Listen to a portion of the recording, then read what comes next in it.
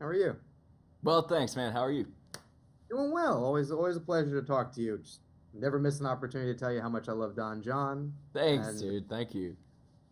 it actually makes sense to bring it up here because I think between hit record, creating is a thing for you. Like it's Mhm. everyone, but like you've kind of been able to make it kind of a core of your being, which is a way to be happy. So one, you're doing great. But Thanks. also for this film, it's so much a part of the character and the being of the film itself that I have to imagine when it came your way, it was probably one of the easier yeses in recent memory. Like Oh, it yeah. feels so, You're 100% correct. When I read the script, I was like, what? This is a guy who lives in LA, is teaching online guitar lessons. Like you said, I've been doing online creativity stuff forever. yeah, And is like kind of snobby about how much he cares about art and creativity. Like that is me. dude, and uh, and yeah, I had to convince John to let me do it yeah, because he at first thought that it should maybe be like a well-known musician, like a professional, great musician playing this yeah, part. And I wrote him a whole letter about how no, this part should not be played by some silken voiced rock star. This should be a normal dude who can sing and play, but like is where the main thing is just like a real guy, and yeah. that you will get from me. And luckily, I was able to convince him. Well, it fits. I mean, all of his films are so much about creativity and music, but Yeah. also that you don't have to be that guy, which I Mm-hmm. think is so in tune. How I think he must have known you were right when you said that of like, oh no, he's got this. Yeah. Because like Begin Again, I think it makes sense to have an Adam Levine in there. You need Well, that that's that exact. role. Yeah, yeah, yeah. But for this, I think it would honestly, you wouldn't think she would pick him. Like that, the whole reason is he's just in that middle ground of like, I believe you're good at this, but I don't believe you're that much better that I'm wasting your time. Like, Right. if you're bad at something and you want to learn, you don't necessarily want to learn from the best. You want to learn from someone who's understands how bad you are, essentially. And that's actually one of the most interesting parts of the character, I think. There's a scene in the movie where she says, "Okay, play me one of your songs." Yeah. Because he's played these two covers up to that point, and they're beautiful songs, and he's able to play them beautifully. But then she's like, "Play me one of your songs," and he hesitates, but he finally does, and it's not that good. And it's Yeah, actually a really interesting scene. It's not a scene you see in very many movies. Usually, when no. you see a movie about music, you get like, this is the rock star in his early days, and he has the epiphany, and he's so amazing. He has this great idea for a song, and the song is great, and everyone loves it, and it's a hit, and he goes on tour. And this is the opposite of that. He Yeah. plays a song, and it kind of falls flat. And uh, I just thought that's so cool to put in a movie because the truth is, that's most of the creative process, even for really successful artists.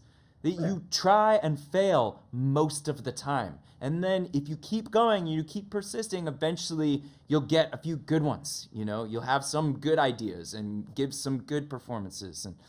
Um, and so putting that in the movie and then seeing how it evolves. Sorry, I'm rambling a little bit. I really No. love how John did this. Like, then she has an idea of how to make the song better. And you get to see how the song comes together. He's so good at that, at sort of channeling the creative process itself and putting it on screen and into a story, such that even if you've never written a song, you kind of get that feeling of what it's like to write a song. Um, 100%.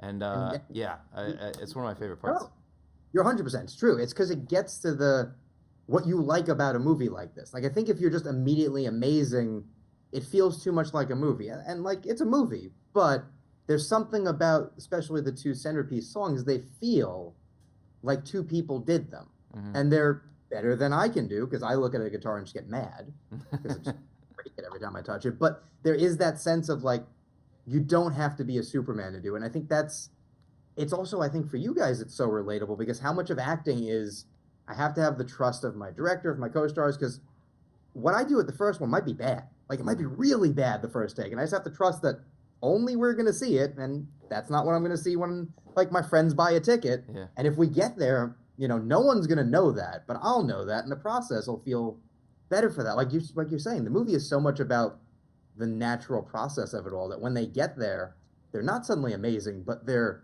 the perfect amount of good. Yeah. If that makes sense. Yeah. Well, and that isn't that kind of a nice metaphor for life?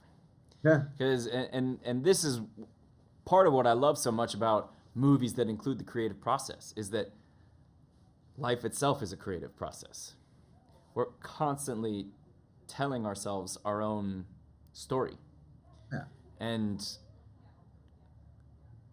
having failures and trying again anyway, and then listening to other people, receiving their input, synthesizing it into a new idea. This is what makes life rich and rewarding. It's not all just about like one moment of like, oh, pleasure and dopamine after another. That's addiction. That's being a junkie. Being a proactive person is about a mix. Like sometimes you get those rewards and sometimes you don't, and sometimes it hurts and sometimes you suck and you keep going anyway. Like that's what it's about. Well, yeah, it's about being present, and because otherwise, is the good as good? Like you're saying, like there's something for a bad experience. Like obviously, you want to minimize them just for your own happiness, but like in hindsight, oftentimes a bad experience is beneficial, 100%. given that it's not dangerous, but even if it's just as like really simple as like bad dates, right, or like bad relationships. Later on, you go, oh, I'm glad I don't do that anymore. Or I'm glad I don't look for that. Like there was something that pushed me here. And these characters are all that way. There's no villain in this film. They're all people who have made good and bad decisions and just kind of want to find a spot. And it turns out on stage and on a camera on stage is the spot. And we kind of bail out at the moment of like, I think they're all going to be all right. And that's that's the perfect movie feeling of like, I'm satisfied. Yeah. That's really true. I like how you put it. And look, in our world nowadays, there's so much temptation to just kind of take the path of least resistance. Yeah. And there's so much, like, just we're instantly offered just stimulus after stimulus, dopamine hit after dopamine hit, an endless scroll of amusement. Yeah. And that's, I think, what makes us, if the more we do that, the more we get weak and entitled and feel like we have the right to just instant gratification and bliss or something, but it's not how life works, and it's not where happiness comes from.